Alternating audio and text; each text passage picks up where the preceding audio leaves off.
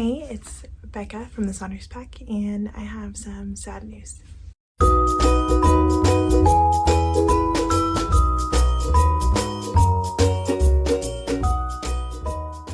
This video is not easy to make, but I am making it just so everyone can be aware.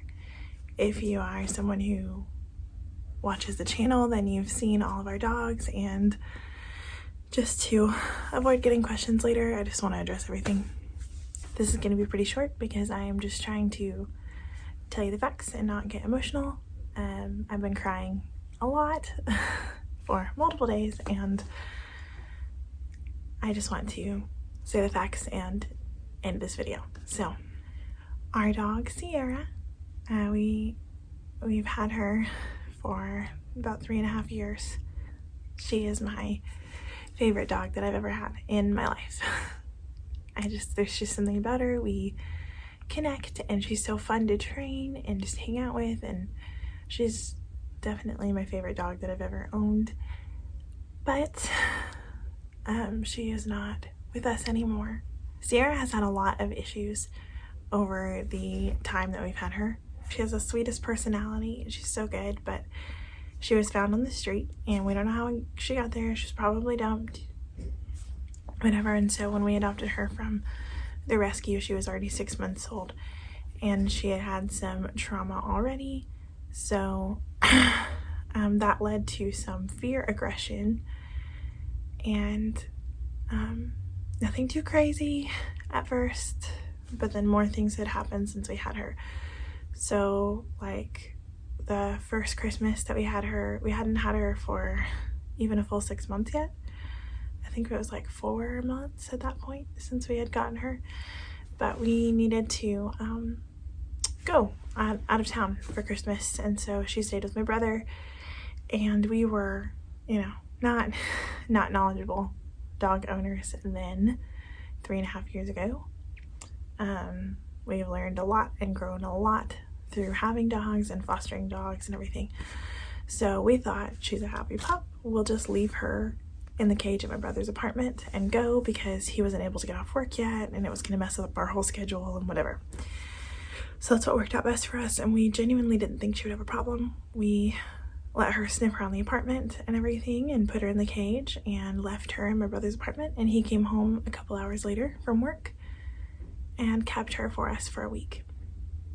My brother is a good guy. There's nothing wrong with him. Like he treated her nice and everything, but she freaked out when he tried to get her out of the cage. That's the first time that we learned that she had issues surrounding the cage, because she had never given us problems before then.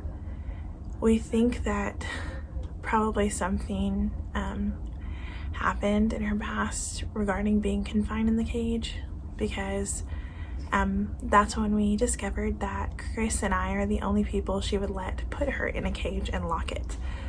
And she freaks out just at the cage lock being touched.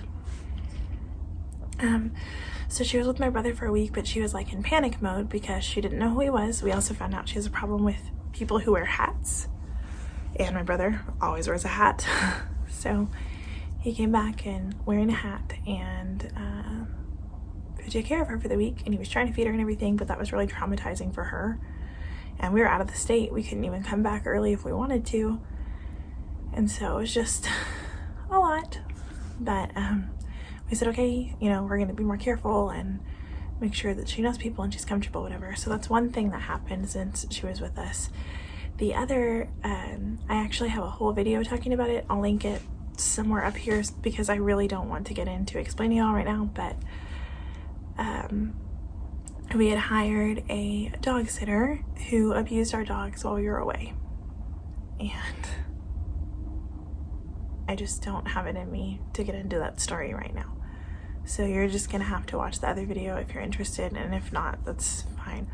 So some things that happened to her.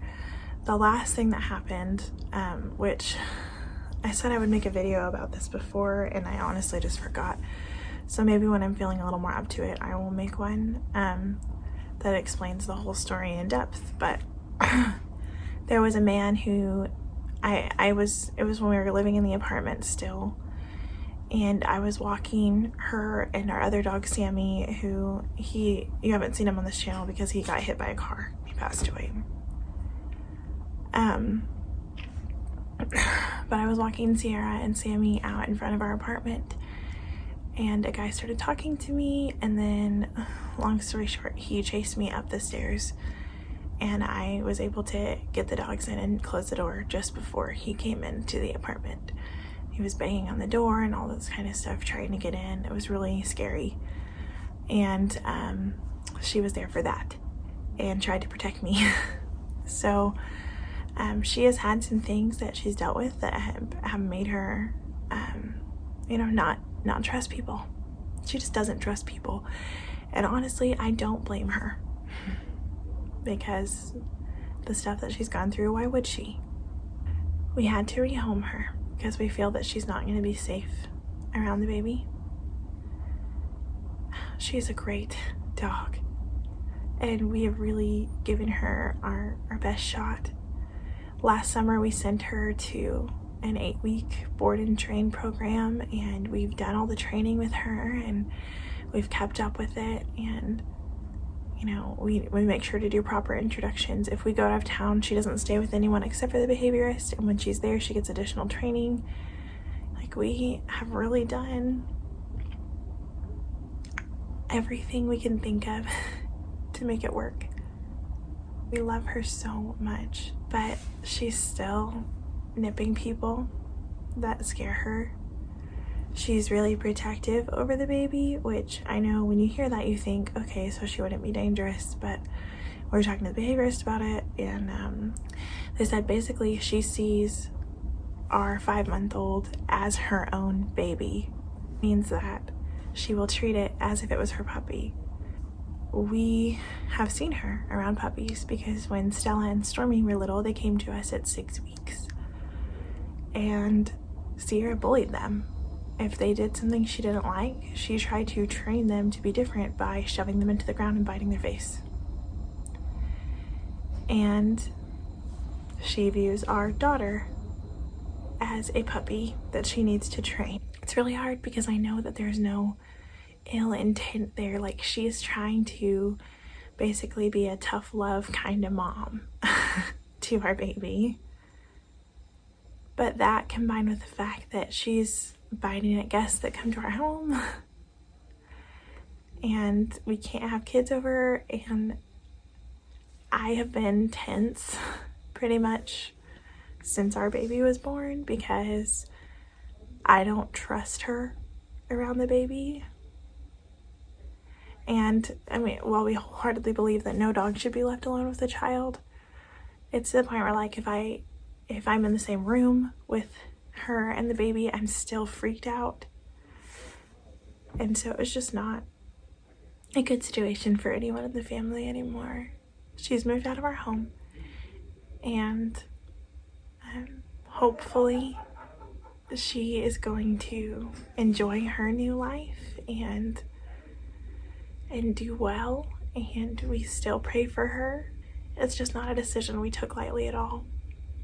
But at the end of the day, we decided that we would rather rehome her now before something happened than wait until something does and panic then. So while none of this feels good and we're not happy about the outcome, we are confident that we tried our best and this is the right move to protect our family. I had a lot of shorts saved on my phone with her in them, and I think I've got them posted now, but there is a chance that there might be some more. So even after this video posts, you might see a couple of videos with her in them that we have already recorded, and then you won't see them with her anymore. And I just thought that I know that there are a few of you who really try to keep up with our dogs, and you deserve an explanation. That's all I'm saying about that now, and thank you for watching and supporting our family. Please be nice in the comments. I know that rehoming is never easy. Thanks.